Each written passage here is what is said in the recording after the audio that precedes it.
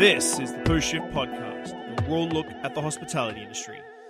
What's happening, Post Shifters? I'm probably going to be dead on time because it's 8 o'clock here, so it's only, I want to say 5 a.m. back home in Canada on the West Coast, so I think I'm going to knit this one on time.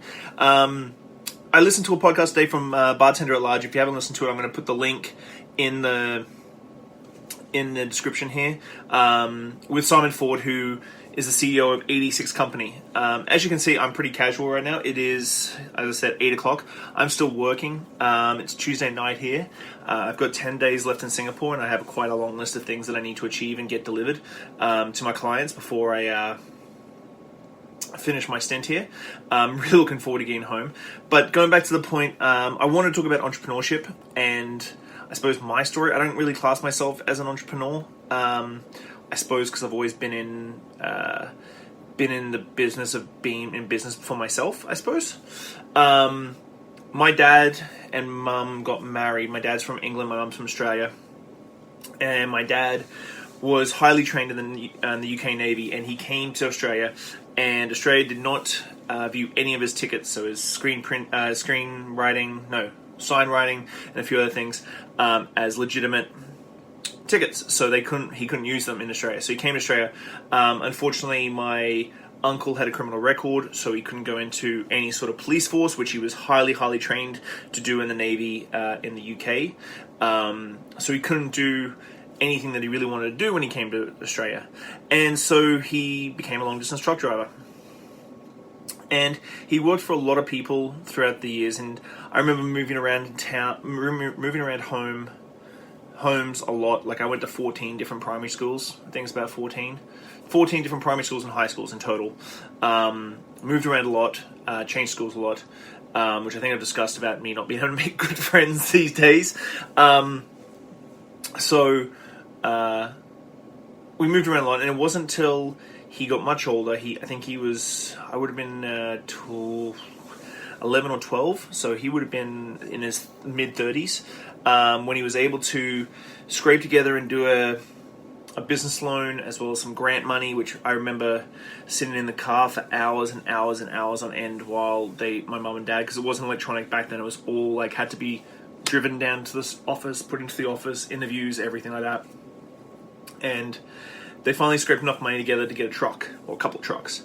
One relatively big one and one small one. And that's when my dad and my mum became the business people that I saw, and I think that I've mirrored image that off quite a lot.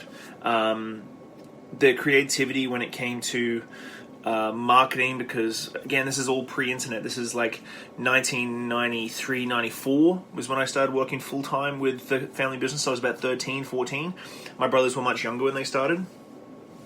And they would literally print out at like a Kinko's. I use Kinko's because we don't have Kinko's in Australia, but like similar to Kinko's.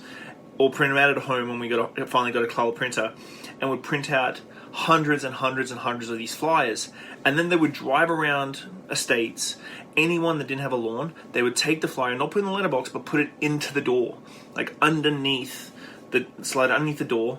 And 90% of our business, we had a huge success rate. Whenever we got quiet, mum and dad would go out and do it again. And we had a huge success rate on just these, we're talking 5 cents a piece flyers. And it was so simple, but it was so consumer facing and gave that extra touch. And then on the back end of that, when you did hire us, we really worked, I think, very, very hard to under promise and over deliver. And it's been something that stuck with me. And I was in business for myself as a landscaper back home in Australia for a little while. Did the same sort of process, really successful at that as well. Again, this is pre-internet. Just as the internet's coming out, 2001. And had a lot of success with that. But I hate the word entrepreneur, I think, because everybody has it on their Instagram profile and their LinkedIn now. But just because you have because you're the only person in a company and you're the CEO does not make you an entrepreneur, in my opinion. And that's just my opinion. I might get a ton of flack off this. But I was listening to Simon Ford and Eric Castro, both business people themselves. today. And huge shout out to both of them. I usually don't listen to bartending podcasts. I try and change up a little bit. Lots of Gary Vee, obviously. But it was really raw. Like, Simon, like, really no holds barred told about how 86 Company came about, the struggles they've had, everything. And it was like, it's nice and eye-opening because we get this sort of, this horrible sort of mentality where we assume that you put entrepreneur on your business card and all of a sudden you're super successful. And coming from where my parents were and how much work that took all through high school, I remember working a lot, which at the time I hated, but it set me up for a really good work ethic for the rest of my life. But Simon and Eric were super raw about everything, and I think I don't like to call myself an entrepreneur because I'm a one-person party, I suppose. I'm a one-person show. If I had staff, maybe, but I think we're just in the business of the hospitality industry, and I think the hospitality industry can be so multifaceted and so diverse that you can really, if you are a bartender and you're starting to get to the end of your life cycle, because we all get to the end of our life cycle. Some of us don't, some of us do, and you have a knack for web design. Hit up restaurants and do restaurant web design, because you know what a restaurant needs to succeed because you've seen it, and you can really build out businesses. But on the flip side of that, you understand that you have to eat shit for a number of years, like solid number of years. Like, people see my success. I'm in Singapore and I'm opening bars and restaurants in Singapore. That's great.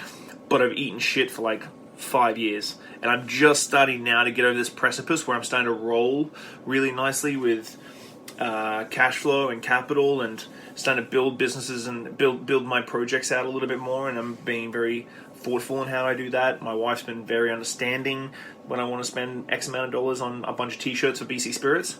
By the way, it's a nice plug to go over to the BC Spirits website and hit swag and buy some shirts, because that pays for web design, app design, some more promotions. I'm wanting to do videos. I'm not really putting a lot of time into BC Spirits right now, unfortunately, because I am in Singapore and these projects are pretty big. I'm hoping that the new year brings me some reprieve, that I can put some efforts into some people to help me out with this. But if you want to go out on your own and be an entrepreneur, please be very, very mindful that it's all not popping bottles and going to nightclubs, driving Ferraris, especially in the hospitality industry. If you look at everybody who has been successful in the hospitality industry, like major, like driving Ferraris, Gordon Ramsay, that sort of thing, which both Gordon Ramsay and Jamie Oliver have lost a whole bunch of money too.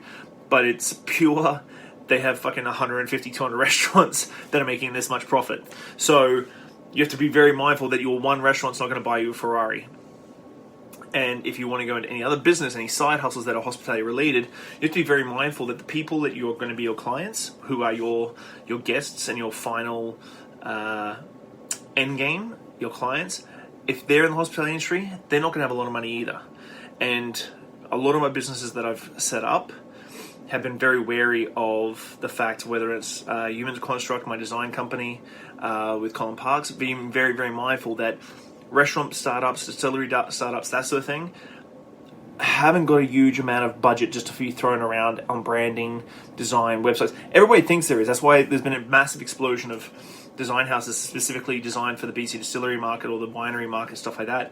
But at the end of the day, these people, like a lot of these people, can't spend 10% of their opening budget on branding. You need to be very mindful of your end consumer. And same thing with my BC Spirits project. I understand that I'm not going to be able to go and ask every distillery in BC for $5,000 in advertising to build out an app or a better website or any more interaction, because they don't have $5,000 laying around to spend on that sort of stuff. And really, if you were in their shoes, you got to reverse it. If I wanted to spend $5,000 on advertising or anything like that, you would be looking at least 4 times to 5 times ROI. So keep that in mind. I'm going to go over time for an IGT video, but I've been really enjoying this episode. While I've been here in Singapore, I've been very open with the fact that it is very fucking lonely. I'm away from my family, which is very, very difficult at times. I have my good days, my bad days. Usually I have my great days every day, but then there's a portion where I can't call my wife or text her or message her or FaceTime my daughter, and that 6 hour, 7 hour like break when they're asleep is quite hard for me. Just because I am working as hard as I am. Again, you're not going to be rolling out tons and tons of money. You might have one success and then 10 weeks of grind, and then another success, and then another 10 weeks of grind, and it's exhausting. But that success is so rewarding at the end of it all. So if you're going to do this, be prepared to fucking grind and grind hard and keep grinding. And when you think you're exhausted and you can't go on and you're burnt out, unfortunately, you don't have anyone to keep paying your bills. There's no one above you that's paying your bills. You are accountable for everything you do. So you're going to grind it out again. And then you'll have success, and then more success, and it'll be shorter periods of time between successes. And that's what you want to get to. And those successes are great highs, and you're fucking going to have the best highs. And then you're going to have the crushing lows of failure. But you're in control. You are the boss, and you have to look at that freedom as something that is completely and utterly amazing and awesome in this world.